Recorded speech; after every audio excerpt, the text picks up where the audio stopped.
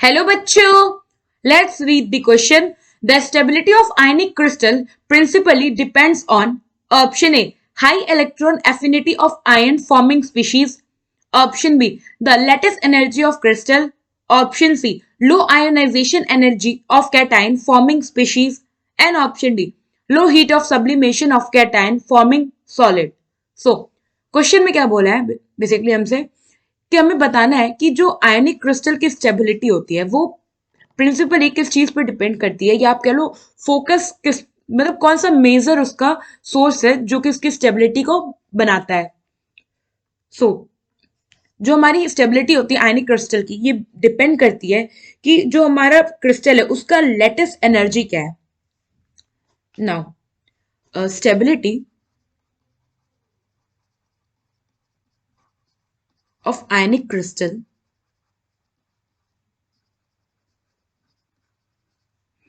depends on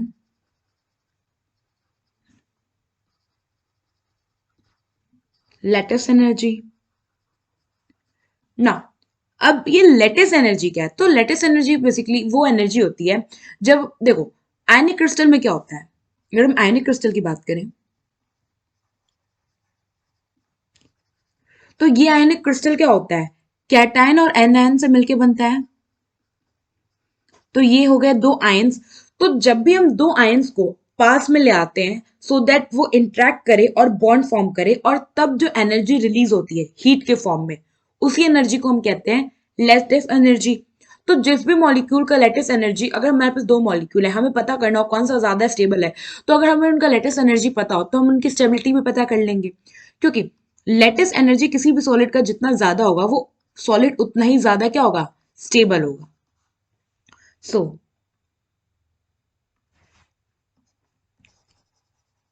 lattice energy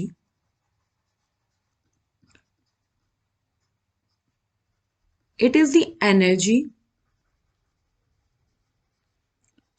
release in form of heat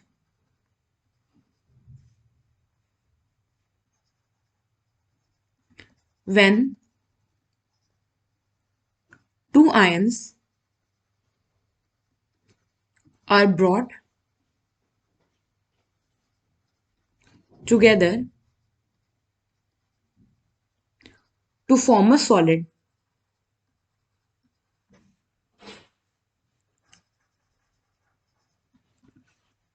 and अगर हमें latest energy को calculate करना हो तो जो लेटेस्ट एनर्जी होती है वो क्या होता है कि क्रिस्टल के अंदर जितना भी इंट्रैक्शन हो रहा होगा वो सब इंट्रैक्शन का जो सम होता है वो होता है हमारा lattice energy.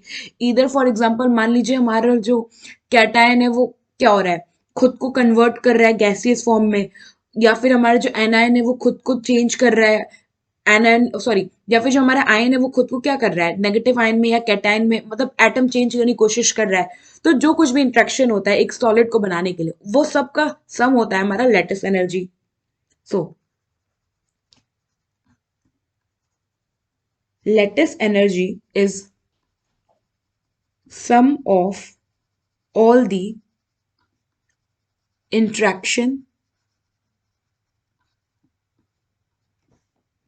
within the crystal.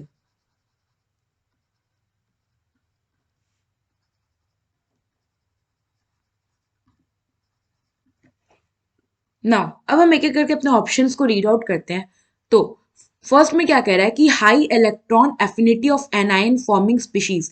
Electron affinity क्या होता है, tendency to uptake electron, electron लेने की टेंडेंसी, या फिर आप कह लो कि हमारा कोई, मान लीजिए ये हमारा एक एटम है, ये क्या कर रहा है, इसने इलेक्ट्रॉन लिया और खुद को एनायन में कन्वर्ट कर लिया. ये होता है हमारा इलेक्ट्रॉन एफिनिटी. तो ये जो हाई इलेक्ट्रॉन एफिनिटी है हमारा क्या है एनायन फॉर्मिंग स्पीशीज की, ये आता है अंडर लेटेस्ट एनर्जी. क्योंकि लेटेस्ट एनर्जी क्या होता है, sum of interaction all the crystal, all the sum of all the interaction taking place inside the crystal. तो क्रिस्टल बनाने के लिए ये जो हमारा हमारा मान लीजिए हमारा ये एटम ए है, स्पीशीज ए है, ये इलेक्ट्रॉन अपटेक कर रहा है, तो ये जो प्रोसेस है ना ये भी आएगा अंडर लेटेस्ट एनर्जी. सो ये हमारा क्या हो गया, इनकरेक्ट हो गया. It is somewhat dependent, but ये डायरेक्टली स्टेबिलिटी को नहीं मेंटेन कर रहा है ना, ये लेटेस्ट एनर्जी के अंदर आता है. और लेटेस्ट एनर्जी जो कि सारे इंट्रैक्शन का सम है वो स्टेबिलिटी को डिफाइन कर रहा है। नाउ सेकंड ऑप्शन क्या कह रहा है, lattice energy of crystal, correct है। थर्ड क्या कह रहा है, low ionisation energy of cation forming species. Now ionization energy क्या होता है? सपोज ये हमारा क्या है, सपोज ये हमारा एक सी एटम है, इसने क्या किया, हम इसको कुछ एनर्जी देते हैं तो ये खुद को कन्वर्ट करता है कैटायन में और इलेक्ट्रॉन रिलीज करता है। तो ये जो एनर्जी हम इसे देते हैं ताकि ये इलेक्ट्रॉन रिलीज करे और खुद को कैटायन बनाए, वो होता है आयोनाइजेशन एनर्जी। तो ये भी जो प्रोसेस हो रहा है ये लेटिस एनर्जी के अंदर आता है। तो ये भी हमारा हो गया इनकरेक्ट स्टेटमेंट, क्योंकि ये भी डायरेक्ट डिपेंडेंसी डायरेक्ट आपका स्टेबिलिटी नहीं प्रोवाइड कर रहा है, इन सारे इंट्रैक्शन का सम स्टेबिलिटी प्रोवाइड करता है। एंड फोर्थ क्या कह रहा है कि लो heat of sublimation of cation forming species. मतलब क्या है, सपोज ये हमारा एक एटम है, ये क्या कर रहा है, ये सॉलिड है, ये डायरेक्टली कन्वर्ट हो जा रहा है गैस में। अब ये गैस क्या करेगा, कैटायन, मान लीजिए ये गैस ने क्या किया, फर्दर इसमें हमने आयोनाइजेशन एनर्जी दी और ये क्या किया, इसने खुद को कैटायन में कन्वर्ट कर दिया और इलेक्ट्रॉन रिलीज कर दिया। तो सब्लिमेशन में क्या होता है, सॉलिड से डायरेक्ट कोई भी जो कंपाउंड है या मॉलिक्यूल है वो गैस में कन्वर्ट हो जाता है। तो ये जो हमारा प्रोसेस है ये भी आता है अंडर द लैटिस एनर्जी। तो ये भी हमारा इनकरेक्ट ऑप्शन होगा। अब जो ये तीनों हमारे ऑप्शन थे, electron affinity related, ionisation enthalpy related and sublimation, ये तीनों जो होंगे ना, ये तीनों इंट्रैक्शन लेटिस एनर्जी के अंदर आएंगे। इन तीनों का सम और बाकी और भी जो भी इंट्रैक्शन होगा उसका सम लेटिस एनर्जी है। और लेटिस एनर्जी ही स्टेबिलिटी को मेंटेन करता है, आयनिक स्टेबिलिटी को एनहेंस करता है, या आप कह लो स्टेबिलिटी को डिफाइन करता है।